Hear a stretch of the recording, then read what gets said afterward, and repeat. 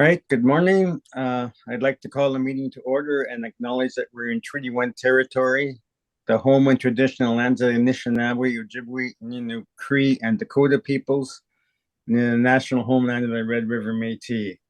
Our drinking water comes from Shoal Lake 40 First Nation and Treaty 3 territory. My name is Neil Harden. I'm chairing today's panel. With me are Diane Knight and Richard Whitbread. The assessors today are Brittany Santucci and Matthew Harling, and the hearing secretary is Stephen Lunn. To the Zoom participants of the hearing, please note you are placed in the waiting room until your property is called upon. When it is your turn, you will be admitted into the meeting. Kindly follow along in the City of Winnipeg's Board of Revision YouTube channel for the hearing process. Once the host admits you into the hearing room, please close and mute your YouTube player. You will then be permitted to speak with respect to your property. Once your hearing has concluded, you can leave the meeting. We'll be hearing applications for revision of the assessment rule in accordance with the Municipal Assessment Act. The matters for which revision is requested have been described in each application. I'm going to limit discussion to those matters. The statements that are made at this hearing are sworn testimony, and anyone speaking to the matters must be sworn in. Be advised that comparisons of assessments of properties are not considered evidence of market value by the board. The board is appointed annually by council and is independent of it in the city administration. It makes its decisions on the basis of the evidence provided at this hearing and issues a written order that be mailed to all parties as soon as possible. Please note that the board's decisions with respect to an application may be appealed to the Manitoba Municipal Board if the matter pertains to assessed value reclassification, or to the Court of King's Bench if the matter pertains to the application of exemptions from taxation. Should you wish to appeal, information how to do so will be included with the board's order. With respect to the hearing process, I will confirm the points of appeal with your property to be addressed with each applicant following the swearing in. We will then have the assessor's testimony followed by questions the applicant may have, then the applicant's testimony followed by questions. Each side will have an opportunity to summarize if they wish. Once all the evidence about an application be brought forward, the applicant may leave. The process will repeat for each item on the docket today. The session will close after all the applications being heard, and the board will deliberate in private and make its decisions. You will receive the board's decision by registered mail as soon as possible. As information, all public hearings are live streamed, recorded, and will be part of the public record. We'll be hearing items 1 through 4 on our docket today. Mr. Lund, please affirm the assessor's and applicant's testimony. Madam Assessor, please state your full name. Brittany Santucci. Do you affirm that the evidence you're about to give at this hearing is the truth, the whole truth, and nothing but the truth? I do. Thank you. Thank you. Mr. Applicant, please state your full name. Marcelo Navarro. Do you affirm that the evidence you're about to give at this hearing is the truth, the whole truth, and nothing but the truth? I do. Thank you. All right, so the first property on the agenda today is 1216 Grant Avenue, and the assessment year is 2022. So Ms. Santucci, you can begin. Thank you, Mr. Chair. This is file number 23-42, rule number 12014072100, and the address is 1216 Grant Avenue. So if you flip to my page 2, there's an aerial photo of the property. Some of the stuff has changed from this photo. There's no longer a car wash and a canopy, but there is still a convenience store building located on the property. It is not operating as a gas station. They've removed the pumps and they're in the process of essentially putting another company in there. But right now, it's pretty much a vacant lot with one building on it. I have some exterior photos of what would be the convenience store that is still there, but not operating as a convenience store. I have some interior photos of what the convenience store looked like as of 2020. And then on my page 4, I have the land information. So we have, it's a zone C4, which is typically larger scale development, regional shopping centers, which makes sense because this is located on the lot of the Grand Park Shopping. For our land valuation, we had a model net rate per square foot of $45.36. which would be for the 37,783 square foot lot we have here. I did some research on my land comparables, and my suggestion today would be to reduce that net rate square foot to $36 per square foot. On that same page, I have my land sale comparables. I have 2 of the C4 zones, so similar to the subject property. Unfortunately, with C4, you typically have larger land sizes, so I looked to the C3 sales as well, which would be a similar busier commercial zoning. And I had put the C2s at the bottom, but I don't think that they would be necessarily as applicable as the C4, which the subject is, and the C3. So my zonings for the C3s and the C4s, the commercial 3s and 4s, range from $23.10 to $39.58. These also range from a sale date of the lowest or the longest date would be the August 2012, and then the most current would be November 2024. And our reference date for this property would be the 2028. So they are older sales, but still applicable. On my page 5, this is our cost summary for the building. So since it's a building there, not operating as a convenience store, we have the cost summary for just the building. We have it listed as the convenience store. It was built in 2004. The plan area is 2,330 square feet. It's 1 story and the wall height is 13 feet. We have the replacement cost new, which would be $344,000 approximately. And the replacement cost new includes the base cost, exterior walls, an HVAC system, heating, ventilation, and air conditioning, and the foundation, which would be piles. For the depreciation, we have it, this building would be 14 years old as the reference date. And for this building, the lifespan would be 35 years based on our Marshall and Swift depreciation tables. So we have a 24% depreciation rate applied to the building. So our replacement cost new minus the depreciation rate, we have a building cost of $262,000, which will be added to the land value. So my total value for the building and the land is $1,622,000. On my page 6, I just have the Municipal Assessment Act information. On page 7, I have my Marshall valuation services papers, which reflect for the building. So a physical condition of average we have on this property for the building. So on page 8, I have the life expectancy guidelines, which shows a convenience store at average with a construction type D would be 35-year expectancy. And then on page 9, if you look at the depreciation table, if you take the 35-year expectancy with the 14 years as the reference date, we have a 24% depreciation, which I applied.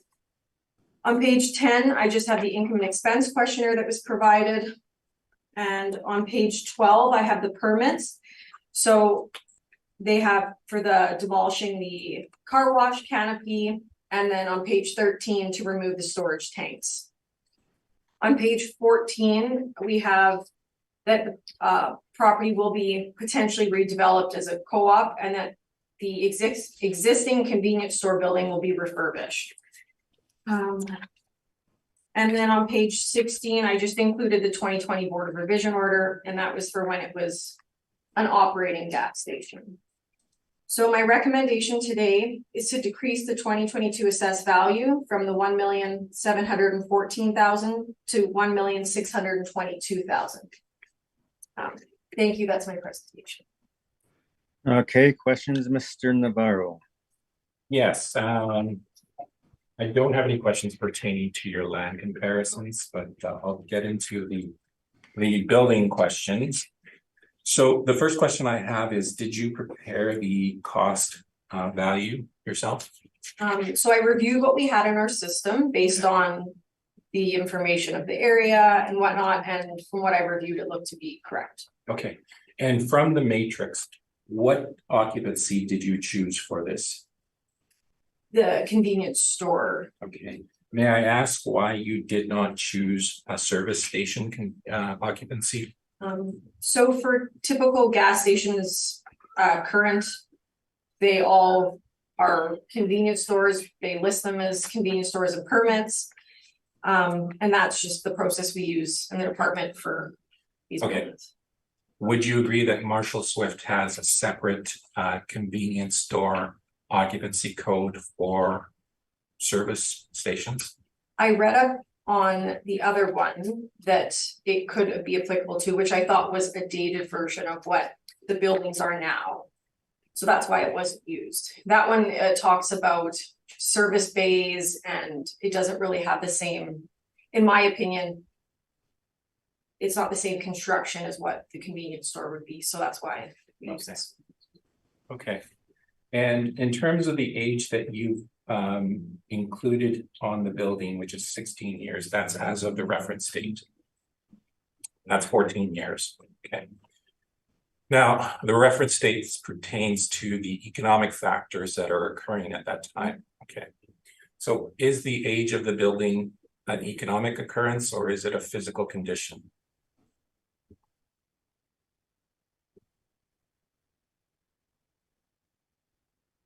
It would be physical, like appreciation. Why would it not then be 16 years? I'm just thinking that's something that our system does as per the reference date. We don't do it individually because of. But you would agree that it is a physical condition rather than an economic one? Yeah, so then we would use a 16. Okay. It would be 16 years old as of the date Right. of 2022. But the reference date for the assessment is 2018. Okay. And in terms of the permit information, I'm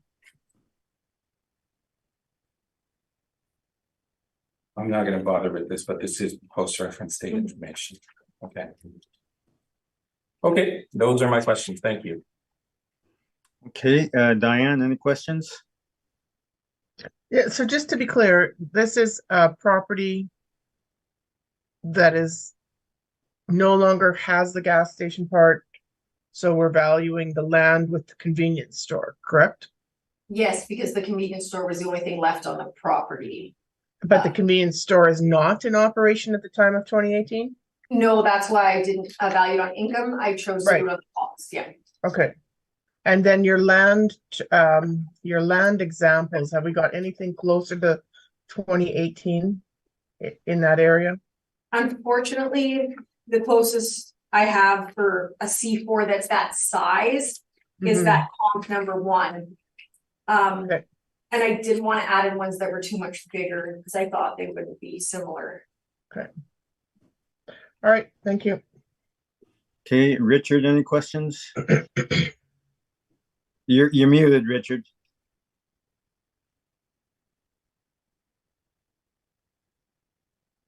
I have none, thank you. Oh, that's a bit of a disappointment. Okay. Okay, so you're using cost approach because it's vacant right now. Is that correct? Yes, there's still the structure on the property. Okay, but you're not valuing it as a vacant convenience store then? Well, this would be just our cost would be just the building as is. Okay, and what did you say the plans were for this site? And so the site will be developed as another gas station, but currently it's not operating as one. Okay, all right, thank you. So then, Mr. Applicant, you can begin, Mr. Navarro. Okay, so this is 1216 Grant, and it is at the corner of, I believe, Grant and Nathaniel Street. It is a former Petro-Canada station site. If you turn to page 6, you can see the general location. Of course, you probably all know this as the Grant Park Shopping Center. And an overhead picture on page 7. So that is the former location. You can see that it has the service bays, the canopies, and the car wash off to the left of the site. So as well, we use the cost approach on this, and you can see the cost summary on page 11. So we have the replacement cost new of the building being around 347,853. That's not much different than what the assessor has in terms of the cost. In terms of the depreciation, though, we have significantly more depreciation on it. 284,682 gives us a replacement cost new less depreciation of 63,171. Obviously, I will get into the issue of depreciation on this structure as we go on. The land value that we have is 1,133,490. That is roughly $30 per square foot. And we are looking for a value of 1,197. In the appendix on page 15, you can see the land sales that we've used. And some of these are older, but again, this is the reference date is April 1, 2018. So we have some C4, C3, and C2. And the reason we have C2 in there is because this is basically a very small C4 parcel. And while C4 is intended for larger scale development, we think that given the constraints of the size of this property, the zoning of C4 in this particular case would be the intended uses for this property would be very similar to that of C2, given the size of the property. So that's why we use some C2 comparisons as well. You can see the general location of our comparisons. So our first one is 2033 Henderson Highway, which is just north of the Chief Peguis Trail on Henderson Highway. And number 2 is also in that same vicinity. Well, actually not in the same vicinity. You can see that it's closer to Regent and Peguis.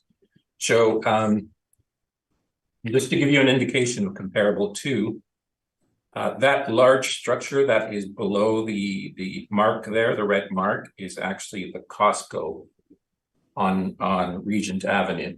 So you can see that it's, again, we looked for something that was very comparable in terms of the intensity of the entire area. So in this case, we think we found something that was very comparable. That one sold in 2016 for $1,602 per square foot.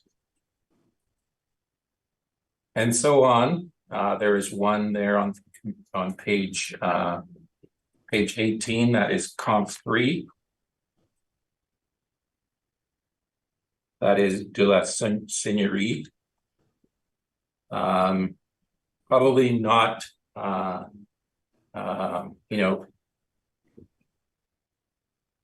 the same. Again, this is more of a residential area. A little bit dissimilar from our subject, which is more in a commercial zone. 3600 Portage would be number 4.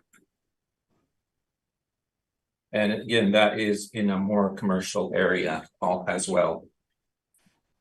980 St. Anne's is similar type of parcel, but again, in an area that's fairly different, more residential based. So those are the land comparables. We've used a rate again of $30 per square foot. In terms of the building itself, you can see our valuation there, the summary report. So you can see that we came up with a replacement cost new, very similar to what the assessor has. And in terms of, you can see the piles that we've added, the basic structure cost. and the physical depreciation and additional depreciation. So we have 69% physical depreciation. That is the normal depreciation on the structure, given that we used an age of 16 years. And we added 25% functional obsolescence. Because of the building itself, the interior will need to be gutted completely and then renovated to suit the needs of the new cooperative that is going in there. So much of the interior, not much, all of it will be going. So that is why we gave the building additional obsolescence. On page 22, you can see the occupancy code that we use. That is very specific to service stations. And you can see up there that these structures, again, complete gas stations. Sorry, these are the stores that are included in gas stations, which include office area, storage, sales, restroom. All of those things are that are, you know, typical of a gas service station. Now, in terms of the typical life of this structure, well, this is a wood frame structure. It's not a masonry structure. It's a wood frame structure. So we gave it a typical life and quality of 20 years.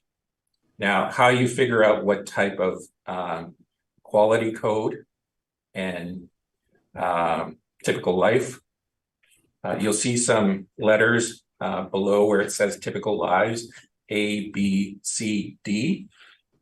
Now, the C denotes masonry style construction. D is wood frame. And we've assigned a good quality to it. So if you read across to it, the typical life for that type of structure is 20 years. That is why 69% of the building has depreciated. I mean, it's depreciated 69%.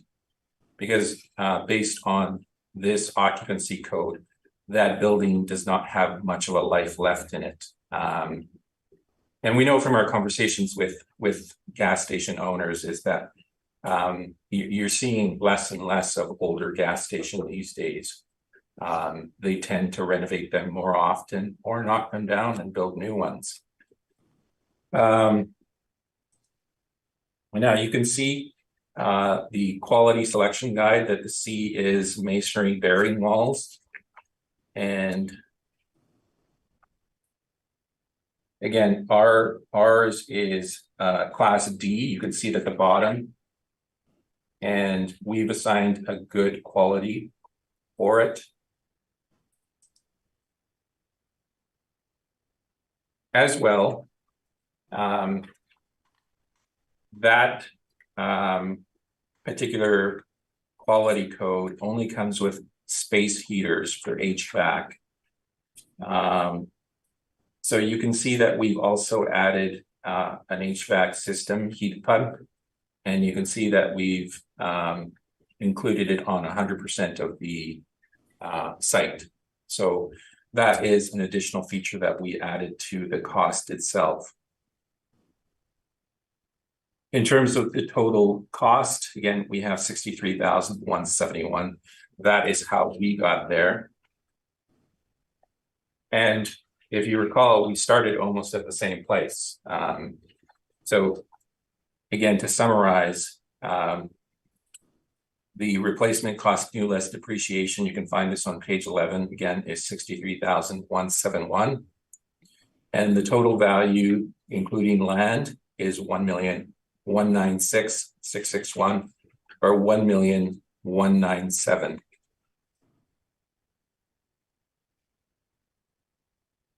And that is my presentation. Okay, questions, Ms. Santucci?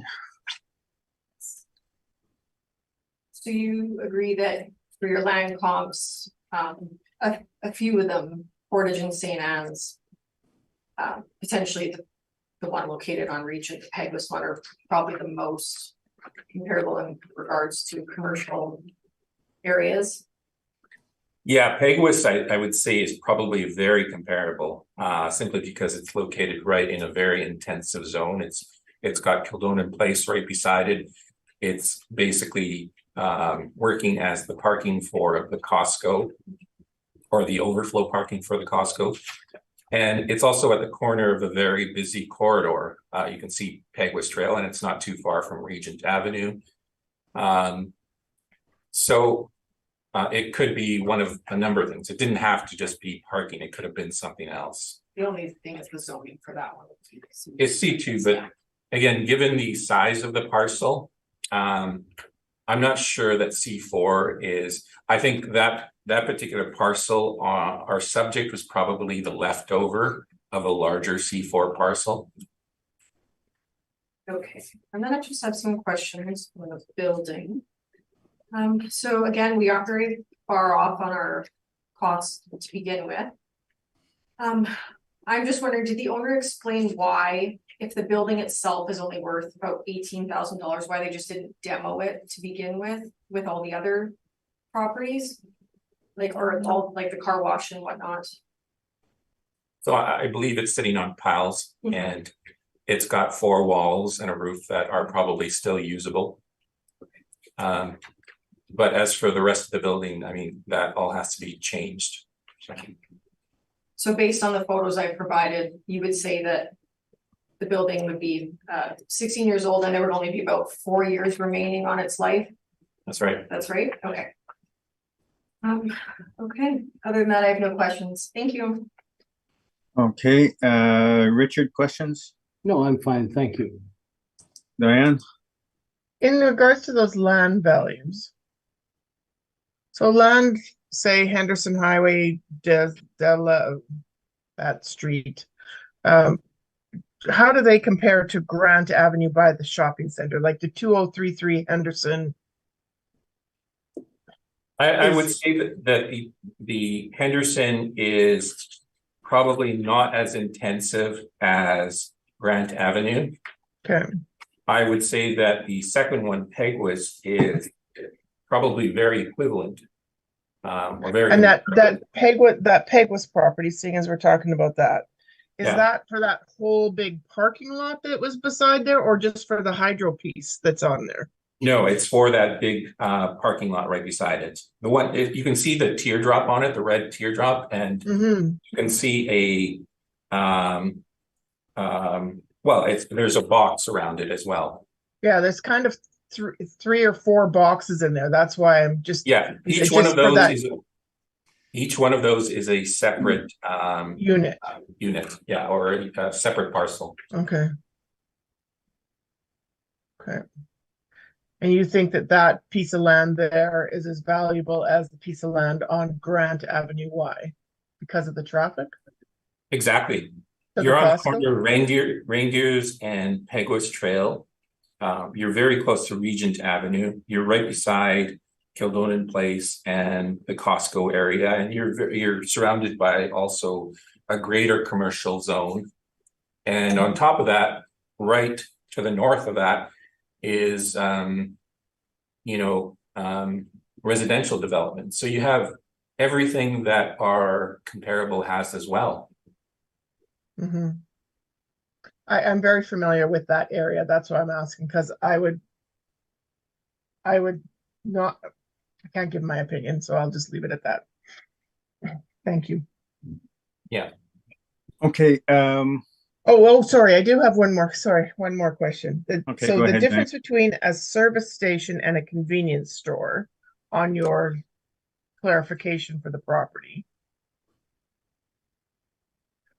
What makes the difference between so we're saying that this is just the building, there's no tanks, there's no car wash, there's no anything at this time. So how Right. do you compare this as a service station when it's an old convenience store building left on a piece of property? Well, it was a service station, and it's going to be a service station. So, But at this time in 2018, right, there's nothing left there. The canopy's gone. From what I just heard, the canopy's gone, the tanks are gone, everything's gone, the car wash is gone. All we have is a piece of land with a box that was that was the portion of the store left. Is that correct? That's correct. So, but you still want to compare it to a service station because of its potential of what it could be again?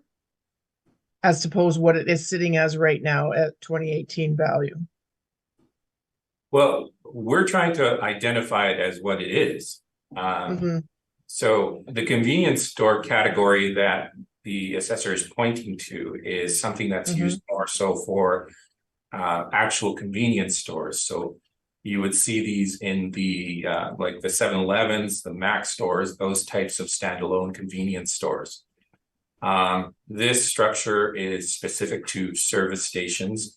It is essentially the same type of building. That's why we cost it out the same way. It comes out almost the same value on replacement cost new. There was about a $3,000 difference. The difference comes in the way that it depreciates. Depreciates, right. And it's already close to being a 20-year-old building. I'm saying that it's 16, the assessor is saying 14. It's a wood frame structure. It's not a masonry building. So I don't know if the assessor actually identified what type of construction there was there. And I know it's already been asked and answered, but so if this value of this building is so low and needs so much work, is it being torn down then? No, they can still use the 4 walls. Yeah. Put all the work back into it. Okay, thank you. Yeah.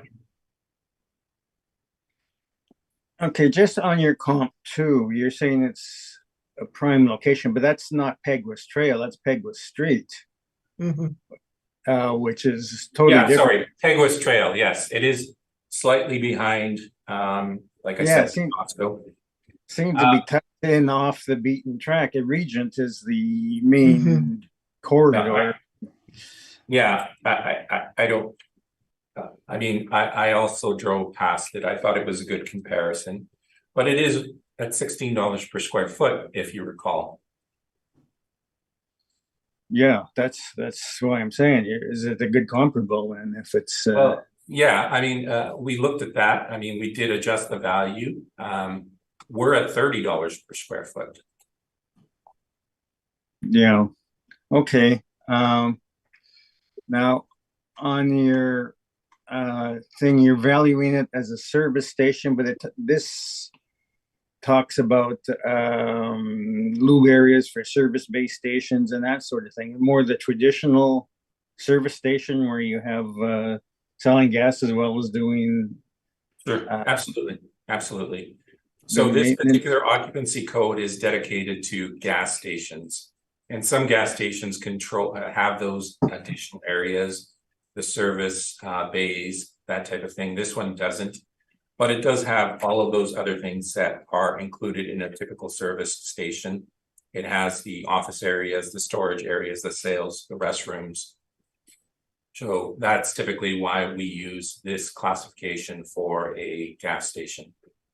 Okay, now you're saying that the life is 20 years and the assessor is saying life of 35 years. Yeah. That seems to be where the main difference lies in the depreciation. Well, you can look at the current situation and see that I mean the new occupants of this site really didn't think very much of this building and decided that they would just reuse the exterior elements of it, which are the walls, the foundation, and the roof. That was the only thing that was usable at that point. So at this point, this building has basically lived out its life in 16 years rather than 20. Well, that's I guess a bit of a moot point in terms of if one chain is taking over a site from another chain, they tend to want to have their own look and feel to the interior. Which exactly, I mean, but that's the point that we're trying to get across, is that they're not going to make use of this building as it is. They're going to have to basically gut it and put in all of their elements into it. Yeah. Okay. Thank you for that. Sorry, can I just ask one more question then? Okay, So just because they want to gut it and change it, does how does that make the depreciation more? If the building, if it stood and name brand or whatever you call it, how does that make your depreciation so much more when you say that the walls, the foundation, everything is in good standing shape? It's the interior that they're changing to make it their brand. Yeah. So there's two types of depreciation that you see in the calculation. If you turn to page 21. Right. You can see that there's physical and functional obsolescence.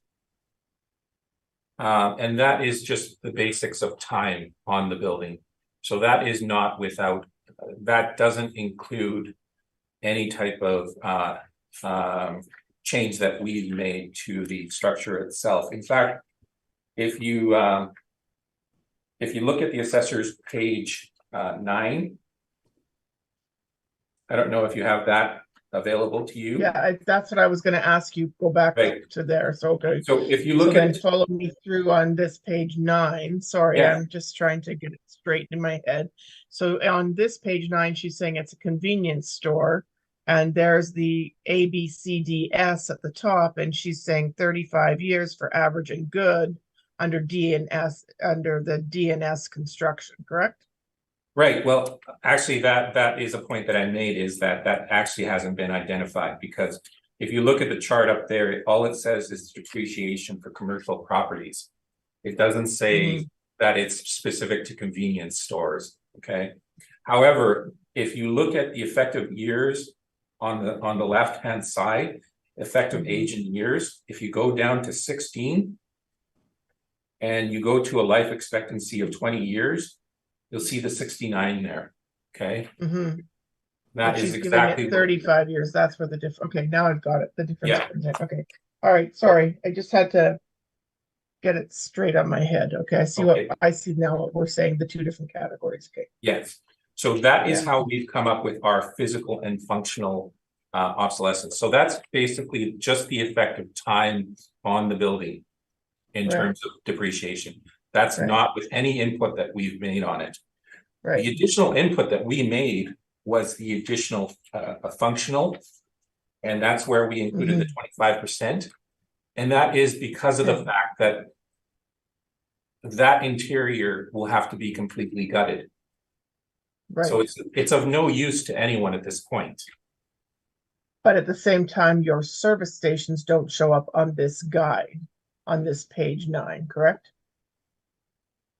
Or page, whatever this page is, page 8. Yeah, nothing Where shows she's up got- on it, actually. It's not even convenience Yeah. stores. It's just a basic depreciation table. And they tend to But be very, convenience stores are on there. They are on that left-hand side under stores and commercial. It says convenience stores. where? On your 4th dot down, 1, 2, 3, 4th dot down under cafeteria, cocktail lounges, convenience stores on page 8. So I printed out mine, but there is a page for the property he did. I just printed out page, which would be section 97, page 11. But there Okay. would be for his, it's just not on here. Okay. printed out mine to show what I Now, need, yeah. okay. Thank you. Because I was looking for the service station sorry. part in here to see where everything aligned. Okay. Yeah. Sorry to be a pain, but thank you. So again, to go back to the 25%, the 25% is what we've added because of the interior that effectively needs to be gutted. Right. I understand that part. Yes. Yeah. Okay. Okay. Thank you. all right, thank you. Summation, Ms. Santucci, I'm good, thank you. Marcel? No, if possible, I would ask the chair if we could basically just pass on the arguments to the next one, Yeah. because otherwise Yeah. we're not repeating ourselves again. Yep, I was going to suggest for the next one, if there's it's a different reference here, but Be similar form of value, like exactly. Exactly, Yep. exactly. okay, let's move on to that one then. 1216 grant for the year 2023. So Ms. Santucci, you can begin. Thank you, Mr. Chair. This is file number 23-43. The address is the 1216 Grant Avenue. So on my page 2, again, I just have the aerial exterior photos. Page 3, the interior photos as of 2020. So the difference for this one, page 4, I have, we originally had it valued at a net rate per square foot of $44.65. After reviewing the comparables and making it applicable as well to follow in line with the last value for 2022, I changed the rate per square foot to $39 per square foot. So I've added a few more comparables to my chart that are newer. Comparable 3 would be from April 4th, 2019. So the reference date for this appeal is 2021. So that's a bit closer. And then, so comparable 10 I added as well to show there was an increase for the C2 sale. But again, I'm going to focus more on the C4 and C4 zoning and the C3 zoning. So those again range from $23.10 up to $39.58. Other than that, the difference for mine as well on page 5 is the depreciation has now went to 31% for this property. So we have a building value of $255,000. So we're adding that to my land value that's been revised of the $1,474,000. And we come up with the total value of $1,729,000. Let's see, I don't think there's anything else that's too different in my brief. Just where it would fall on the chart 8 or chart 9. It's just the depreciation table has now dropped from the 24 to 31.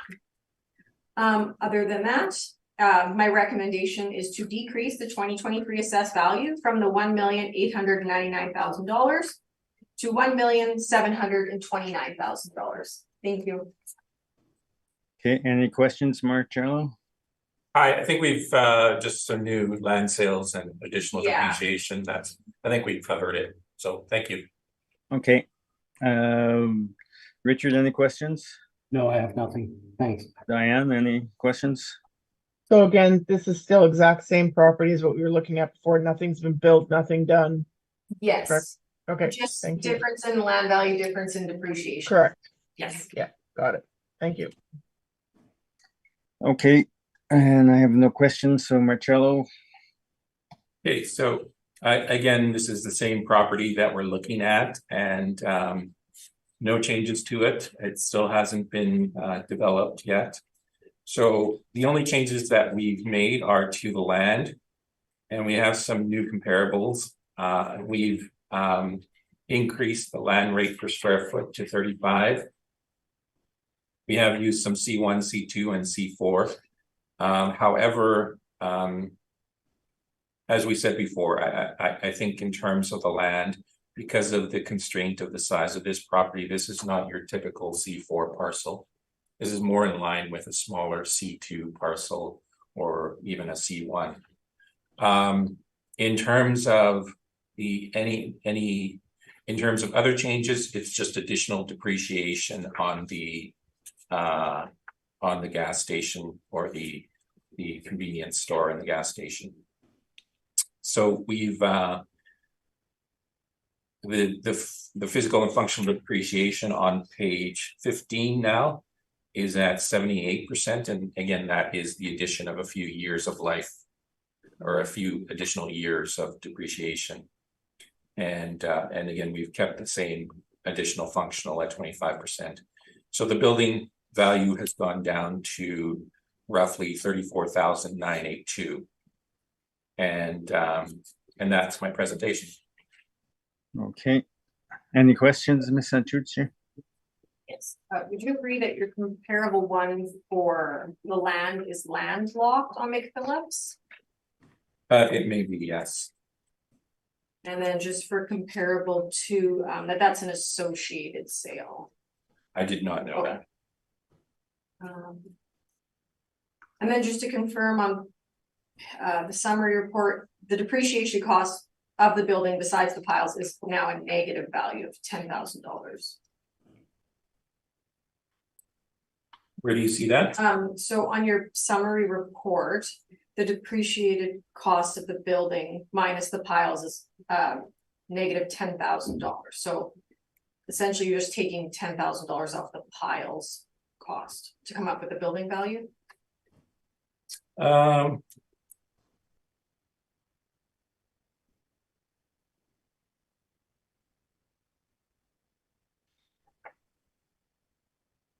Yeah, it is the piles that are adding that cost. Okay. Thank you. That's all my questions. Okay. Diane, questions? Just the land, the Lajimodier, being on Lajimodier, very hard to come in and off of Henderson Highway, not really near a shopping center of any kind. And I'm not really sure where that, if you have a landlocked property, so you've taken all these and still come up with your figure, correct? You've taken that all into consideration when you're coming up with your land value. Sure, we took into consideration the previous value too. So we're kind of estimating a value that we think in terms of how much it would have appreciated from the last cycle. Right. And we use these comparisons just to, I guess, validate that. But I mean, to be honest, there were not very many good comparisons. And not very many land sales in that time frame, right? Yeah, the number of commercial land sales that are available to us have just dropped off completely. So there's not much in Winnipeg, unfortunately. All right, thank you. All right, Richard, questions? No, I have none, thanks. Okay, thank you for that then. Let's take a 10-minute break before coming back for the next property. So we'll come back at 10 o'clock. Okay, can you swear in the assessor and the applicants? Mr. Assessor, please state your full name. Matthew Harley, Do you affirm that the evidence you're about to give at this hearing is the truth, the whole truth, and nothing but the truth? I do. Thank you. Mr. Applicant, please state your full name. My name is Jared Story. Do you affirm that the evidence you're about to give at this hearing is the truth, the whole truth, and nothing but the truth? I do. Thank you. Thank you. Okay, so the next property is 2061 Brookside Boulevard for the assessment year 2022. And I understand the points of contention are expenses and cap rate. So if you could focus on where the differences lie, I would appreciate it. So you can begin, Mr. Harlan. Thank you, Chairman. The file number is 23-46. The roll number is 1409869, or so 696000. The address is 2061 Brookside Boulevard, and the owner is KTR Investments Limited. The 2022 assessed value, based on a reference date of April 1st, 2018, is $5,232,000.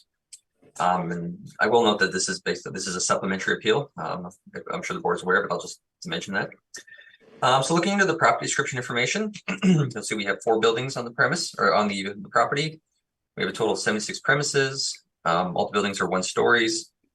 The actual year builds range from 1978 to 2022. The effective year builds say 2007 to 2022, but it's actually should be 1978 to 2022.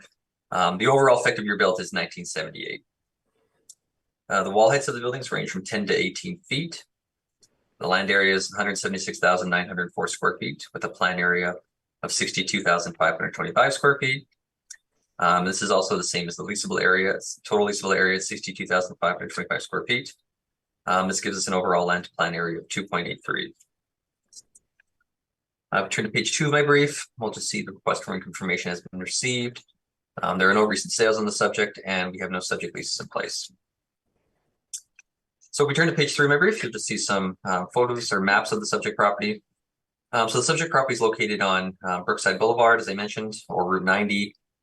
So the top there, you just kind of see where it's located roughly. So it's close to Inkster Boulevard. So it's in the kind of close to the Centerport area. So this is just kind of where it's located. And just further below the bottom, that's just more of a zoomed in photo of where the subject property lies, just off of Brookside Boulevard and Route 90 there. If we turn to page 4, my brief, just see some photos of the subject. So there's page 4 at the top there. That's just a side view of one of the buildings, the very top left-hand corner of one of the buildings on the site. Bottom of page 4, this is just another, the same picture of that building, just from different angles to show.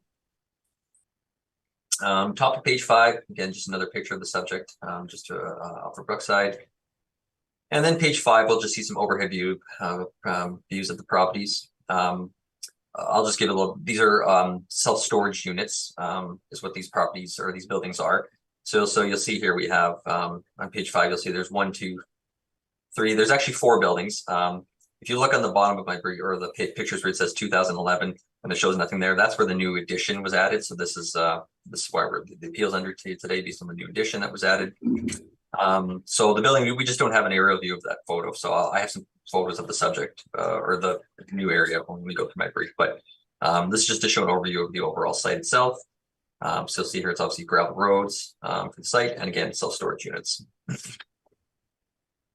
And if you continue on page 6, just some other photos, just from different angles, just to show the units again here. So now if we would turn to page 7, this is a photo just of the new one of the newer units or the newer buildings that was built, the new addition or new building that was built. A lot of the buildings they're the same, roughly the same dimensions and same size. So this was I conducted inspection with Mr. Story actually on April 27th. So this is just a photo of the recent building. So you can see here just a front view of it. We turn to page 8 of my brief. This is just a photo of one of the inside of the newer unit. So this is obviously a brand new one. The other ones are a bit older, so we'll go through those photos as we go along. But so here's just a kind of a photo of the inner of these self-storage units. So they're just basically a concrete floor, steel kind of framing walls. They have heating inside the overhead heating inside the building or the unit. I will note there's no one thing I will note, which I'm sure Mr. Sorg will mention later, but there's no sewer, there's no city services for this site, so it's there's no sewer water. They do have access to like a well water as well as sewage pit or sewage some pit they have essentially for sewage. So I just wanted to mention that as well.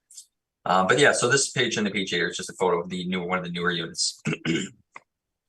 If we turn to page 9, this is another photo we took of another unit within the building, within the complex. So again, this is just a bit older, same kind of style as you can see here, just basic, concrete floor, overhead heating, and again, just being used for storage, vehicles, storage, personal items and such. I will note that each unit has doors on the south and north side, so they can go straight through, front and back. Some of the units actually have a partition in the middle, so they some of the units are smaller than others, but we'll go through that as I get along. But just here's another photo of the one of the units. Turn to page 10. This is just another photo of one of the units, as I mentioned. This is actually one where there's a partition kind of in between the units so that you can rent out to several or multiple tenants. So I see this tenant here storing some vehicles as well as some other materials and such, how they've had it set up. So this is a bit older, this unit, as you can see. We turn to page 11. This is just another unit. Again, these are self-storage units. Same thing as the last photo, bit older unit, concrete floors, overhead storage doors, and then just the heating unit at the top there. Page 12, 13, these are again just further photos of other units. So you can see that they're all pretty much the same in terms of what their usage is. So these are just storing obviously some construction vehicles, backloader and such, trailer. And then we go to page 13. Again, this is just another unit using storing materials. As you can see here, this one's slightly newer too as well. Again, they range in the age. As I said, the original ones were built in 1978. The newest was just recently built. And then lastly, on page 14 here, this is just just a photo of one of the units. You can see here, again, the overhead doors, and there is a little smaller door in between the overhead storage door, so people can, or tenants can get in the building, or renters can get in the building without having to open the entire overhead loading bay door. So this is just another photo of just one of the buildings on site. Now, if we turn to page 15, 16, now these are all the premises we have on file. Now, as you can see, there's quite a few of them. There's obviously there's going to be variations in some of the sizes of some of them because you know, people will come in and rent out different units, and they'll, you know, depending on how big they are, some tenants will, you know, have larger and smaller. So this is what we have in our system currently. This is how we have it assessed. Some of these might be out of date in terms of like how big the sizes are.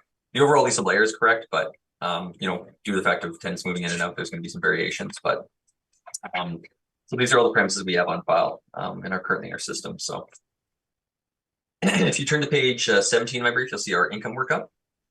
So as I again state, leasable area is 62,525 square feet. We're using an overall potential rent of $481,907,000. This equates to roughly $7.70 a square foot. We are allowing 15% for vacancy. Again, being self-storage, we understand that there's you know, there's going to be times of lower vacancy and higher vacancy, you know, tenants moving in or renters moving in and out. So we're applying 15% vacancy. Effective gross income, $409,621. We're rallying the 2% for non-recoverable expenses and $3.75 square foot as shortfall, or as a shortfall to cost to cover vacancy, which gives us an overall net operating income $366,259. And then lastly, we were applying an overall capitalization rate of 7%, which gives us an estimated model value or a market model value of $5,232,000. So if we turn to page 18 of my brief, as Mr. Chairman, you had stated, you know, the only real differences between our values are really the cap rate and the expenses. So, you know, I'm not going to really go through the rent comparables. I don't think it's necessary. Another thing too, I'll just mention is there's not a lot of rent comparables or lease comparables for storage, self-storage units anyways. So this is just some rent comparables we thrown in here just for similar sizes. I will note that these are not self-storage units, but again, we're not in contention of the potential rents. So we turn to page 19 of my brief, we'll just see the cap rates. Again, we're applying a 7% cap rate. So looking under the industrial section on our city of Winnipeg, April 1st, 2018, 28th percentile. The 7% cap rate we have falls within our indicated range of cap rates we apply. Also looking at the other outside source, I believe is supported. So I believe 7% cap rate is supported. So that's not too much. I won't go too much more into that. Going to page 20 of my brief, I'll just see some municipal assessment acting certain information. Page 21 of my brief. This is just the actual income and expense mailer. The subject property or the property owner had provided, so they are compliant. You know, so these are gross rents. I will mention. So typically, obviously, we deal with net leases, but this is on a gross lease basis. It's looking at their total expenses and their actual income. If you actually deduct it, calculated out, their NOI is actually very close to ours at $367,234. So our NOIs are actually pretty comparable to what our model is predicting. So I think we're again good with our net operating. I believe we're being as more than fair, especially when comparing to the subject's actual NOI that they've stated. Page 22 of my brief is just the continued income expense mailer. Now, if we look at pages 23 through 26, these are the actual tenant lists that the property owner has provided us with. So obviously there's several units here, or multiple units here. If there's actually, they've indicated on their mailer just roughly 118 tenants is what they've indicated. So there's obviously some variation in what they've indicated what we have. But overall, some of these leases or some of these rents in place, or leases in place, if you will, there's about 18 of the tenants are month to month. The rest of them are on leases. They range from roughly 1 to 3 years. So obviously, again, another reason why we gave the 15% vacancy. So, and you can see the rents, monthly rents they're getting is roughly $500 to $650 a month. So for all the different units, so you can just these are all the different units. And then if we just go to page 26, this just gives us a breakdown of the overall monthly rent they're getting. So roughly $60,735 a month in rent at 52,635 square feet. Now I will note that this is based before the supplementary notice, as they did add an addition, which I'll get to. So this is the income they reported previously before we added the addition, so. So that's just their rental information or their rent information. If we turn to page 27 of my brief, I've just thrown in here the 2022 information. This probably wasn't appealed in 2022, but I just created just a brief just to show here what the property was assessed before the supplementary notice, how we had it assessed. So we were assessing the property roughly before at $4,373,000. That's what we were assessing before the supplementary notice or before the addition. So this is, for the most part, everything is the same here in terms of land plan or the land area and such. Also, land plan area would be slightly higher due to the fact of adding the new area. So page 27 or 28, 29 is just the income workup. And just go to page 30 here. Again, this is just the breakdown of the income workup. So you can just kind of see here. Obviously, our model rent we were using was $7.56 a square foot previously. We were using the same vacancy, same number of couple expenses, and the same cap rate. So again, $4,373,000 is what we had assessed previously before the supplementary notice that went out. If we go to page 31 of my brief, this is just the permit for just that was taken out for the subject property or for the addition. We turn to page 32. This actually gives you an actual idea of what the actual building that was added here. So if you look at the top, you'll just see where the actual building was added, which I've already shown photo earlier. And then at the bottom, page 32, this is just a zoomed in photo just to show the unit itself. So this is where the new self-storage unit was added. It's roughly 9,170 square feet. The total area of the new unit that they had, or the new self-storage unit they added. If you go to page 33, you'll just see some further photos of it, of the floor plan. There's roughly 5 additional units. Each unit has 2 doors. Again, as I stated, on the north and south side. The units are roughly about 1,800 square feet, give or take. Again, some of these units have been partitioned to fit multiple tenants in one space. There are some that are rented out to the entire space, so it just varies depending on the needs of the tenant when they rent out the space. And then just lastly, on page 34, this is just a photo, again, just of the different units. So you just see here, overhead doors, obviously the drain in the middle of the floor here. Again, just a basic, walls with the concrete flooring, and again, as I state, the heating. Just some further addendum information as well, just regarding self-storage unit information. And I believe that concludes my presentation. I asked the board for the value, and I'm open for questions. Thank you. Okay, questions, Mr. Story? Yes, Mr. Chair, thank you. And I wanted to raise a point. I wasn't fast enough before we started, but I do have an issue with some of the information in this submission. It is indeed post-reference. So I would ask that the board not consider the post-reference information, and I'll just point that out as we go through. If that okay. So Mr. Harling, the reference date we can agree here is April 1 of 2018, correct? Correct. Okay. And the permit value that we asked to be expunged is indeed from 2022, so that would be post-reference, correct? Yeah, I'm not going to dispute that. I apologize, I didn't get back to you sooner. I was off last week. So, but yes, we're not really putting any weight on that anyways. So yeah, but that's fine. Yeah, I understand. Yeah. Okay, and then on page 35, this Collier's report, this is post-reference as well, correct? Yes, that's why I kind of skipped over it. I apologize. Yeah, I'm definitely not putting weight on that. So just so the board's aware, though. And then on page 46, the overview and trends, that's post-reference as well, correct? Yeah, I'm not exactly. Yeah, that's why I've skipped over that. Okay.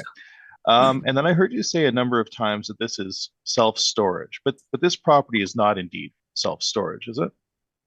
Well, yeah, I mean, vehicles are being stored on it. They're storing individual items in there, so it really is self-storage is what they're storing in there. So. Oh, okay, but wouldn't you more appropriately label this as a truck bay? What we would typically know as a truck bay. I mean, yes, I won't understand. Yes, previously there when it was first built, there was mostly just trucks in it. Yes, so it's like a hybrid, if you will. There is some storage of trucks, other materials and such. So yes, I won't dispute that. Okay, and just so we're very clear, page 4 of your brief, you have that's the side of the building that faces the road. Essentially, that's the advertising, and it does indeed say truck bays for rent, correct? Yeah, no, I don't dispute that, yeah. Okay. And just not to put too fine a point on it, but when we think about self-storage, we're thinking typically of smaller units that are for, let's say, residential items. And would you agree with me that typically those are items that are stored by folks who are well, there's, as I understand it, there are the four Ds of demand. There's the dislocation, divorce, death, and downsizing. That's why people use self-storage. But this is a truck trailer storage warehouse, correct? I Would that mean, not be yes, there are, accurate? yes. Yeah, this Okay. combination of things, yeah. Okay, just want to be clear. And then we mentioned, now again, Mr. Chair, we're only dealing effectively with cap rate and expense ratios here, so I'll limit my questions. But Mr. Harling, on page 1, I know you mentioned that effective year that's showing on your first page. That 1978, when approximately 57% of this property was built, that shouldn't be adjusted in the effective year, should it? Well, again, we're using 1970 as the overall effective year built, so. Okay, but does that Yeah. inclusion of that 2007 to 2022? Yeah. As I stated, when I noticed that, yeah, I felt like that should have been adjusted. I don't know why it's showing 2007. So Okay. yeah. And this is all, presumably, modeled, correct? The model generated this workup. Is that yes. fair? Yes. Okay. Yes, this is model generated, correct? Yes. And does the inclusion of that 2007, would that affect the model, the output of the model?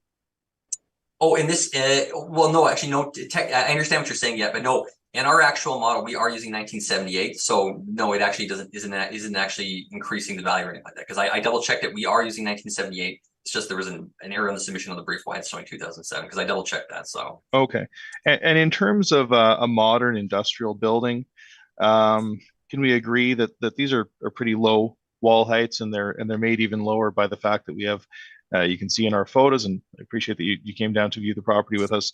You can see that we've got circular fans for air circulation. We've got hanging lights. So those wall heights that are predominantly 16 feet are actually probably effectively about 14 feet. So would that not be pretty low for today's industrial market by your estimation? I mean, I don't dispute that. But I mean, if you're storing trucks and such in there, I don't see why you would need a 20, 30 foot wall height. So, but yes, yeah, I mean, you're right compared to a typical storage warehouse. Yes. So.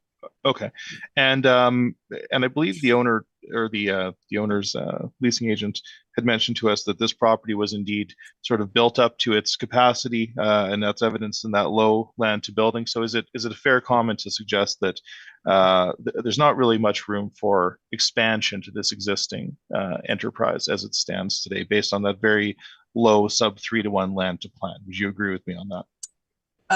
Yes, but my question to that would be, clearly they had a higher land to plan ratio before they added this building. So, I mean, clearly the land to plan ratio wasn't an issue. I feel like if they're adding a new building, clearly the land to plan wasn't an issue if they felt they were expanding. So sure. But okay, so but just to be clear, if we're looking at the capitalization rate as a measure of risk, and if we're considering anticipation, a next purchaser would not indeed be able to expand this property. This is built to its capacity, so to speak. Is that fair? Yeah, I mean, I won't dispute. Yes, at this point, yes, they built up to what they're 6. Yes. Okay, and then how does the model treat properties that are not hooked up to city services? That should be, I would guess that should be a negative adjustment in the model. Does the model does it consider properties that are not hooked up to city services? Yeah, when we look at each property, we will, if we find out a property doesn't have city services, we will make adjustments on that. And again, as I mentioned, yes, and as you know, yes, there is no site services on the site other than the well water and the septic tank they use. But yes, this is we're aware of this. So yes, we have made adjustments to reflect that based on our model. Yes. Okay. So there is so just so I'm clear, there is an adjustment to the cap rate based on the absence of city services in this instance. Is that what you're saying? In terms of the cap rate, I don't know the specifics of what we've done with this in this case. So no, you know what? I can't speak to that. So I don't want to say yes or no. So yeah, I'm just going to say, at this point, I'm not entirely sure, but we do look at properties that they do not have water, sewer though, but yes. Okay. And just to be clear, so the board is all aware when we were there after it rained, so we got a good sense of the fact that this the ground is indeed unpaved, correct? Correct, yes. It's gravel. Okay. Gravel road, yeah. And there's one washroom that's sort of communal, so to speak, and the sewage is pumped out, correct? There's no Correct. These individual bays don't have any degree of finish for the personnel who are renting them. This is simply a garage to typically store trailers and those sorts of things, correct? That is correct, yes. Okay, and then I guess my last question is here. So because you've mentioned the self-storage, the model is not indeed suggesting self-storage. I'm looking at your page 15 under income stream. It's calling this a transit warehouse or a truck terminal, correct? Yeah, that is how we were classifying it. It's just a term we have. Obviously, this will be something we have to change going forward. But yes, that's how we were classifying it. Yes. Okay, and then just by the models, how the model treats this property, typically these truck terminals or transit warehouses would have some sort of call it freight segregation or loading areas, some finished interiors. Typically, they would have some plumbing. Is that a fair comment from your experience? I can't speak to that, to be honest with you. So I have not visited a significant amount of these other than this one, to be honest with you. So. And would you agree, and we have the photos, but would you agree that when we inspected this property, let's say the degree of finish was rather Spartan, even for the new units? They were not ornate. Is that a fair comment? They're functional space as opposed to ornate space. Let's say they're fairly Spartan. Would you agree with me? Yeah, I mean, I won't agree that. I mean, the space is what it's used for. I don't see. Yeah. Right. Okay. And then would you also agree that when we were speaking with the owner, he did mention that they have a number of short-term tenants, many are month to month, and that he doesn't increase or he sees vacancy increase on a seasonal basis. So when folks need to park their vehicles indoors over the winter, he's busier, and vacancy seems to go up over the summer months. Is that would you agree that Yes. that's He did so mention that. yeah, okay. But- Yeah, okay. Well, I think I'll ask you about some of these reports after because they are post-reference. But I think, Mr. Chair, those are my questions, and I thank you. Okay, questions, Diane? Just confirming everything you guys agree on except the cap rate and the expenses, correct? Correct. Okay, thank you. Richard? You visited the property. It's 45 years old. Can you talk about the condition of the property, Matthew? Yeah, as I stated, just trying to show us my pictures, like some of the units, some of the buildings are older than others. As Mr. Storr had mentioned, there's not much to the units. They're just essentially 4 walls, concrete floors. Some are older than others. Overall, they're still functional. I mean, there's not much to them really. I mean, you're just, again, storing some trucks or other vehicles in there. So none of them were like in a state of, decay or anything like that. But yeah, I won't dispute some of them are older than others. Like looking at some of my pictures, you can see obviously the first picture is the newest one. Again, some are just older, more dated. If you look at pages 10 and 11, but overall, the buildings are all the same, size and everything like that, obviously. Yeah. But given there seems to be I can't say significant, but there seems to be a number of industrial uses for heavy machinery and trucks, and that could have a wear and tear with bumps and things into the building. You didn't see a significant amount of damage, that sort of thing. Yeah, just looking around, there was nothing that was like very out of place, I guess, other than wear and tear, I guess, but nothing. I mean, I didn't see anything personally myself, so that was really significant, if you will. So, but okay. And can you just comment on access to the property? Yeah, so they can, if you look at I apologize, maybe I didn't the best picture. I guess I should have put a better photo, but so they have access off Route 90. So if you look at page 3 of my brief, where my little red dot is there's a little road. You can kind of just see jaunting out. It doesn't actually have a name, but that's how they get access. So it's just right off Route 90. So you can make a left turn on the opposite side as well. Obviously a little bit busier traffic, but I don't think access is an issue. The trucks came when I was in there, trucks were coming in and out. So if I get it correct, Brookside, I'm looking at page 5. Oh, okay. Yeah. Brookside Boulevard. Correct. Is that what you call Route 90? Yeah, it's the same thing. Yeah, Route 90, Brookside Boulevard. Yeah. And so that little jog into that sort of gravel road, it looks like, and then right into the property. that's right off Brookside then. Yeah, there's like, yeah, basically there's like a very small kind of little boulevard to get in, but yeah, it's right off of them. So, yeah. Okay, see, it's a little bit distorted when I look at your aerial map with the red dots. I thought it was further in, but I Yeah, get it. apologize. I should have No, put no. maybe a street view photo. No, that's good. Thank you. No further questions. Okay, Diane, any questions? Asked and answered. Okay, and I have no questions, so Mr. Story, you can begin your presentation. Yes, thank you, sir. So once again, we're at 2061 Brookside. As we've mentioned, this property has been built up over a number of years. Let's say it's half modern and half from 1978. I think it's a fair characterization. Again, we have a gravel area. There's no paving. We have a very, very low land to building at 2.83 to 1. Now it's certainly functional, but in terms of development capacity or potential in the future, I would say that we're developed, but as far as we can go for this current use. We have a leasable area of 65,525 square feet. And again, we are suggesting that a cap rate adjustment ought to be applied based on condition, based on that low land building, based on the fact that we have no connection to city water, we have no connection to city sewers, and the general. I think we are correct in typifying this as basic, or I think Mr. Harling said functional space, and I would not disagree with that. Mr. Whitbread made a great point when we're putting vehicles and machinery in and out. There is indeed a higher degree of wear and tear on a property that would be expected by an owner, and that should be considered as well. I have a number of photos, and you can see the quality or the amount of wear and tear varies by unit. There are a number of different uses, but predominantly storing machinery.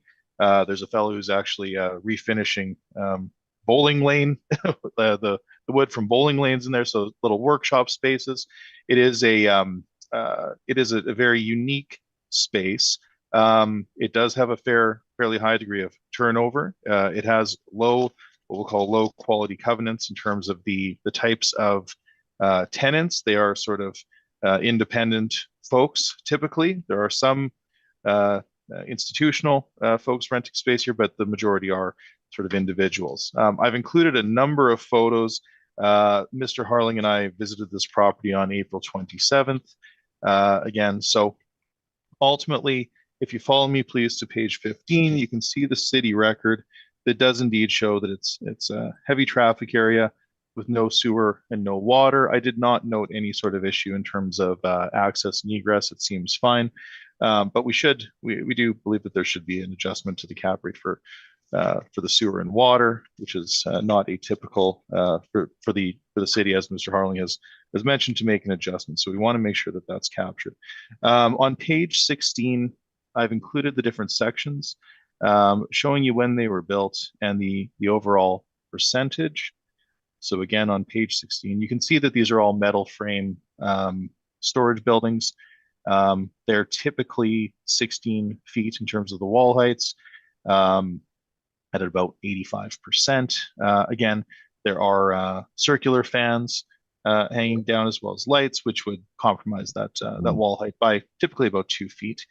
You can see the year built, 78 is 57.05%, and then that the remaining approximately 43% is built up between 2009 and 2022. Okay, so again, the sewage is held in the septic tank and pumped, and the water supply comes from a well. The truck bays are not sprinklered. They don't have running water, but they are heated. We have M1 zoning, and again, that land to building is very low. So ultimately, if you follow me to my page 22. Now, obviously, you've all been provided with our non-recoverable study, and I know that you're all very, very well familiar with it. So I'll leave that with you. But I would ask that if for any reason that you do not accept the addition of the full expense ratio, we would request that there would be weighted consideration given to the capitalization rate, as all of our capitalization rates include the non-recoverables. So you've also all been provided with our cap rate study. We have a number of sales. Now, this property would fall on the, I'm going to say, the lower end of the quality scale for the properties that are included in our, we'll call our more typical industrial sales schedule. But in terms of our overall universal market view for the previous cycle, based on April 1, 2018, we're showing investment category A, so the latest and greatest, the best newer industrial properties that don't have any of these sort of issues that we're outlining today, should fall between 6.25% and 7%. B grade properties, which would encompass a great deal of properties in the city of Winnipeg, should fall somewhere between 7 to 7.75. And what we're calling non-investment grade, which this property, this is the category that this property should fall squarely within, should be 8% at a minimum. And again, based on the age of the property, the land to building, the low degree of finish, the high degree of wear and tear, and the lack of city services, we have applied a capitalization rate of 8%. So on my page 24, you can see the workup based on what we've outlined here for you today. We are suggesting a value as of April 1, 2018 of no more than $4,322,000. That's rounded. So I think I will leave it there. The balance of my submission is are some of the financials, but of course these are pre-development. And then I've actually on page 33. Mr. Whitbread, I'm glad that you mentioned the wear and tear. You can see a photo from the visit prior to the inspection that Mr. Harling and I did, and you can see the state that some of these. This is page 33. I'm sorry. That some of these bays can be in once they've been sort of used, well worn. So there's a difference between the newer units and the older ones, but ultimately we believe that the property is not what we would typically consider an investment grade, and we're very comfortable with the value of $4,322,000. And with that, I'm open to your questions, and I thank you. Okay, questions, Mr. Harlan? Yeah, I just one or two here. I know we kind of spoke to one of them, but so I know you mentioned like obviously some of the influences of the cap rate early. Again, low land plan ratio, low degree of finish, obviously the city services and such. So like obviously as we these units are just used for storing trucks and such forth. Like we say low degree of finish. Like I'm just saying, is the actual overall finish a significant impact really? I mean, if they're just storing a truck in here, is like having a higher finish really it beneficial or anything like that at all? Or sure, yeah. So that would be perhaps that would be a super adequacy in terms of if we had a very, very high degree of finish. However, we want to make sure that we're not overstating the value of the asset, particularly on a per square foot basis. So when we look at the sales, Mr. Harling, and we provided the entire cap rate study, you can see that we're coming in at just under $70 per foot. That is where we would expect a property that is a lower degree of finish. It's not going to generate the kinds of rents or the kinds of returns over its economic life that a typical even a typical truck terminal might generate. So I do believe that the development potential should be considered as a negative. The quality of construction, it is all steel. It does have lower ceiling heights. It doesn't have city services, and the entirety of the site is unpaved. So in my mind, to answer your question, there are enough red flags there where I believe that it's certainly fair to say that this property is not what we would typically call investment grade, and it should have an adjustment to the cap rate. So I appreciate what you're saying. No, I don't think it needs to be super high quality on the interior, but we do have to capture the fact that these are very, very basic finishes, even evidenced by the brand new units that have been built. They are extremely basic, and that should be captured in the assessment. Okay, and the other just quick questions. I kind of already spoke to this, but I'll just quickly kind of wonder again. Again, I know you're saying again the poor land to building ratio, and I understand you said yes, due to expansion they can't expand further. But as I stated, like the fact that they've added the property owner added that new additional building, would that not, if they felt that additional building wasn't worth adding, like, would that not really, they would have a higher land to plan ratio, so wouldn't the fact that they added that building, kind of. Sure. Yeah, no, it's a good question, but I guess the purpose of our exercise is to look at this property from a fee simple perspective and to consider what a next potential purchaser might consider when viewing this property. So clearly the principal anticipation forms a huge part of how we develop cap rates. So what is the durability of the income stream, and what is the potential for elevation to the income stream over time? So at this stage, if there's no further development capacity, that should be considered. You might consider a lower cap rate if there was the ability to develop the site further. So it's only, again, and this is only one of the issues. There are, as I mentioned, there are a number of red flags: the low land to building, the unpaved site, the low ceiling heights, the predominant age of 1978, and of course the fact that we don't have any city services. Again, there are enough red flags, there are enough causes for concern where a next potential purchaser would likely adjust that cap rate to be commensurate with the element of risk associated with this property. Okay.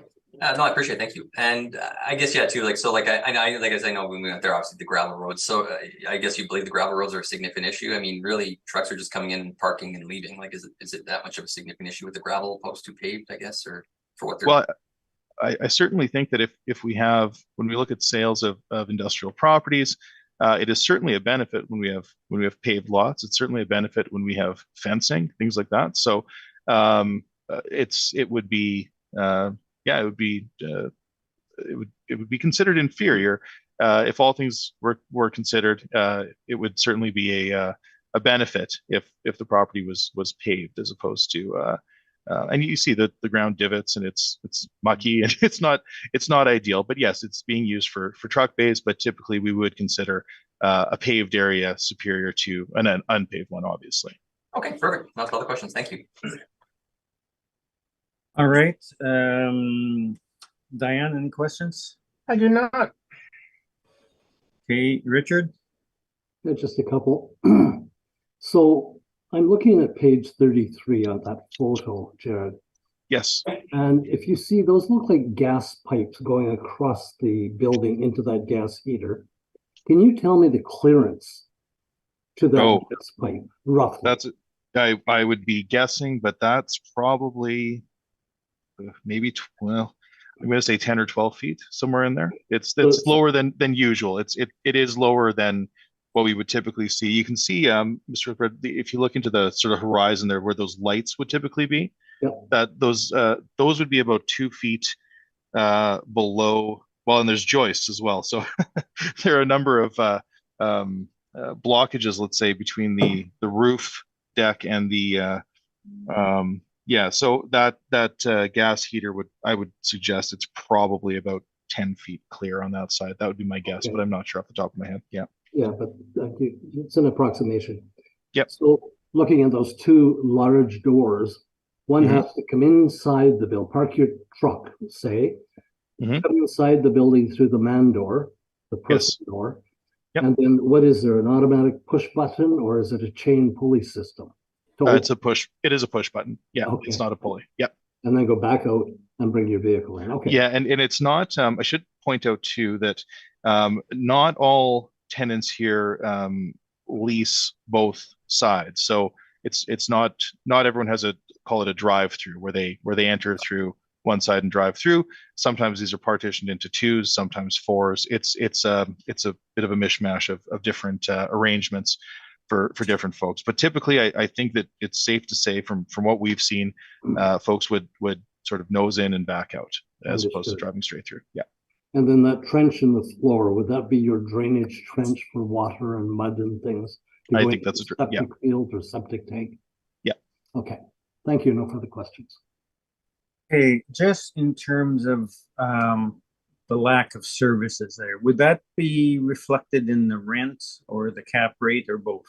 I think it should be reflected in well, that's a great question, actually. It's certainly in the cap rate, because an owner will have a this extra step of draining sewage, pumping sewage with a private person, right? So there's that consideration, and then I suppose there are going to be folks who require a higher degree of plumbing, of actual potable water in their space. So that may be reflected in the rent. I've chosen to accept the rent, and suggested that these issues should be considered as risk factors in the cap rate. But it could very well be both. It's a good question. Okay. And I guess, would there be an element of risk if it is on service and the city decides to extend service there and then bills the owner for the addition of the services? Absolutely. If It's a big question mark. So yes, absolutely. That would be, it's an unknown, and unknown is not in the real estate development world, that having that unknown is not a positive. That would be considered a negative risk factor, to be certain. I agree with that. Yeah. Okay, thank you for that. Any submission, Mr. Harling, that you would like? No, I'm good, thank you. Okay, Mr. Story. No, I'll just save my quick summation for the last file, if that's okay, Mr. Chair. Okay, so we'll move on to the same property for the 2023 year. And again, if you could just emphasize the changes for 2023 as opposed to everything else. So if you can proceed with that, Mr. Harling. Thank you, Mr. Chairman. Again, the file number is 23-47. Roll number is 14098696000. The address is 2061 Brookside Boulevard, and the owner is KTR Investments Limited. The 2023 assessed value based on the urban state of April 1st, 2021 is $5,579,000. I've already kind of went through the property description information. I'm sure so the board's aware of that, so I don't think it's really necessary to really go through that. So it's obviously the same. Again, page 2, we've received the income information, no sales, no lease in place. Page 3, 14 are just the photos, which the board is aware of. So I'll just go straight to my income workup. We'll go to page 16. I apologize, 17. So again, the total lease area is 62,525 square feet. We have a potential rent of $507,264, or roughly $8.11 a square foot. We're applying 15% for vacancy, which gives us an effective gross income of $431,174. We're allowing 3% for non-public expenses, as well as $3.85 a square foot for shortfall, which gives us an overall and net operating income of $382,131. And we're applying an overall capitalization rate of 6.85%, which gives us an estimated value of $5,579,000. Page 18, I'm not going to go into my rent comparables, as we're not in disagreement with the rent. Let's go to page 19 of my brief, cap rate information. Again, we're using the cap rate of 6.85%. So this falls within our 28th percentile cap rates for industrial properties. I believe it is also supported by the outside sources. So again, we're right in the middle there. Page 20 of my brief, just municipal assessment act exurban information. Now if we go to page 21 of my brief, this is just the actual income expense mailer the subject property submitted, or the property owner submitted. Again, these are gross rents. So obviously you can see here their actual net income. So you'll notice that their income's $488,505, so quite a bit higher than our previous. I will note that this is before the addition as well. So this property is clearly definitely very year over year they're increasing their overall income. So page 22 and 23, this is just the actual further mailer. Now if we continue to page 24, 25, 26, and 27, again this is just the actual tenant verification list. Again, there's some units are leased out, there's some with the month-to-month leases. And I will note that the vacancy, obviously, as I mentioned before, it varies. Roughly based on this, they have a low vacancy they're reporting, roughly about 2.848%. I was able to determine. So again, we're at 15, so I think we're being more than fair in the vacancy, which I know that's not an issue of contention. And then just going to page 28 of my brief. And this is just just a breakdown of their income workup. Obviously, I know where there's no issue of contention of income, but I just want to note that, as we can see here, the net income they're indicating is definitely quite a bit higher than the model we're generating. So clearly this property is very profitable, and they're making a good amount of income off these units. So page 29 of my brief, it's just the code questionnaire. Now, page 31 is just the previous brief before the property was appealed. This property was appealed initially in 2023. Obviously, there was the sub notice for the additional area, which we've already spoken to.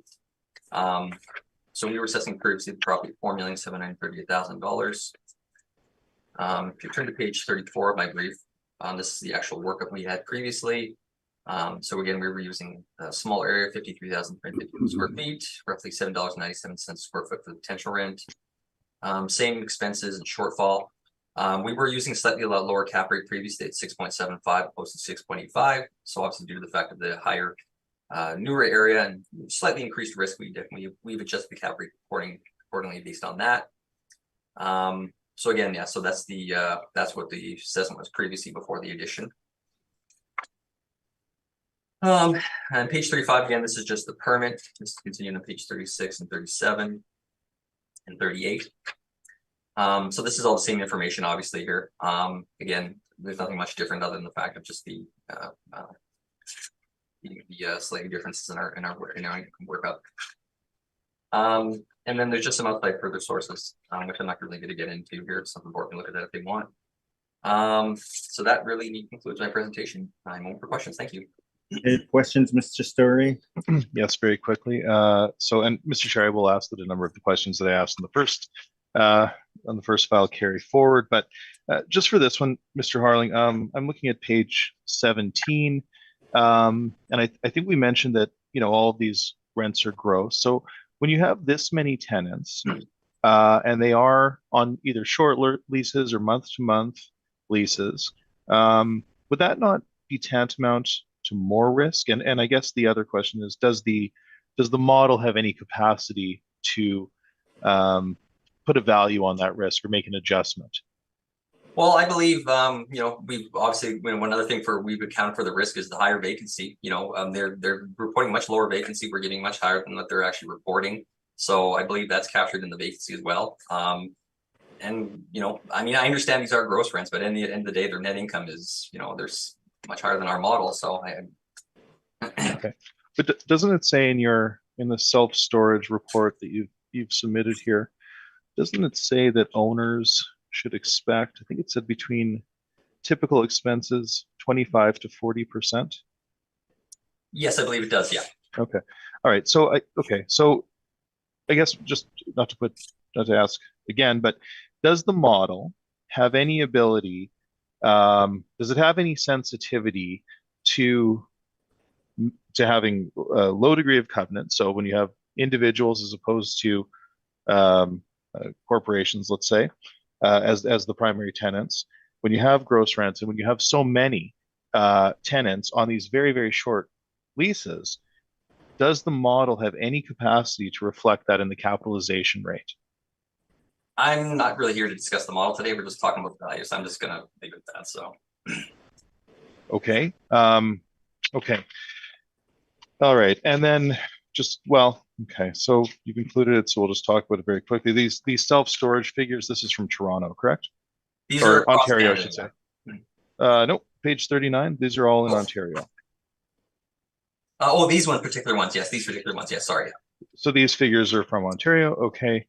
And then now this is interesting. On page 44, this is an income trust's advertisement, correct? This is not a market report, but rather this is let's call it a prospectus for an income trust who are advertising to potential investors. Is that correct?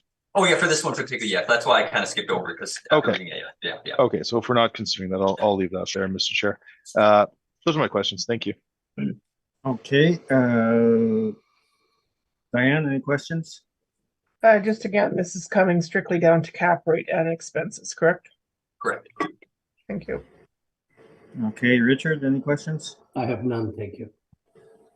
Okay, I have no questions. So, Mr. Story, your presentation then. Thank you, sir. Okay, so we've established the location, we've established the physical asset. Once again, we are simply looking to the cap rate. Now we have, well, and the expenses, and we would once again request that we consider that we are on gross rents here. So in this case, with high turnover, there would be some should be some consideration, we would say, for the non-recoverable expenses. But if you're all very, very well versed in this, and if you do not believe that the full non-recoverable expenses ought to be employed here, we would ask that you give some consideration to the cap rate. Now, on page 22, you can see that we have a raft of sales. I will point out that the assessment department for 2023 has not provided us any sales to determine how their cap rate was modeled. So it's a bit of a mystery, but we have provided you here with 5 sales. And they do indeed range from 6.5 to 9.16, which has led us to the conclusion that we talk about cap rate compression. We've looked at the previous cycle. We have not observed cap rate compression in what we're going to call the non-investment grade property. So we've used 8% once again. We think that's appropriate, and that leads us to an appropriate market value certainly on a per square foot basis, and it certainly makes sense with the previous value that we've suggested for 2022. So just in order to narrow our issues here on page 24, we have our workup. You can see very clearly that we're coming to a value of $4,561,051, which we then round to $4,561,000. Again, our discrepancy here is based on an adjustment to the cap rate, and we are indeed using the full 7% non-recoverable expense ratio. You've all heard our justification for looking at this property on a site-specific basis, and again, we do believe that it would not be considered an investment-grade property in the eyes of the market. Therefore, a base cap rate of 8% is appropriate. So you're aware of the issues. I will leave it there, but ultimately, we are requesting a value of no more than $4,561,000 for this cycle. And with that, I'm happy to take your questions, and I thank you. Okay, questions, Mr. Harlan? Yeah, so I guess I guess not really quite, but I guess, so the cap rates you provided here, obviously these are, these aren't really, these would be storage warehouses for the most part, obviously, these cap rates, or. Yeah, so these would be superior industrial properties, giving us a good swath of sales that happen in the market that are germane to the reference period. So, but no, they're not truck based. That's to be certain, and that's why this. Well, on a per square foot basis, I would suggest that our property should fall on the lower scale. We do see that we have the property on McPhillips that sold for with a 9.16 cap, so that's fairly high, but it does support our research that shows us that non-investment grade properties should be at a minimum 8%, and I think it's fair to say that our property today, our subject property, should be considered non-investment grade based on the numerous issues that we've pointed out on the site-specific analysis. Okay, so then just have the 2 cap rates to support it, looks like. But yeah, I get what you're saying though. Okay, you know what? I'm gonna just leave it at that. Yeah. So. Okay, Richard, any questions? No, I have none, thanks. Okay, Diane? No, sir. Okay, summation, Mr. Harlan? You know what? I think the board knows our position on this. I'm just gonna leave it at that. So. Okay, Jared? Yes, thank you, Mr. Chair. So ultimately, we've as you know, we've provided you with our reports on the capitalization rates as well as the non-recoverable expenses. We haven't seen anything to support the city's modeled position, nor do we have any real insight into how the model treats this property, given its numerous site-specific issues. So ultimately, based on the fact that we have visited the site, we've looked to some of these issues, such as the age, the low degree of finish, the short wall heights, the lack of paving, the wear and tear from moving machines in and out, and of course the lack of city services. We do believe that our position ought to be given weighted consideration. And with that, I thank you very much for your time and listen to our submissions today. Okay, thank you very much, gentlemen. We have heard all the items scheduled and this hearing is now adjourned, so thank you very much. Thanks, everyone. Thank you.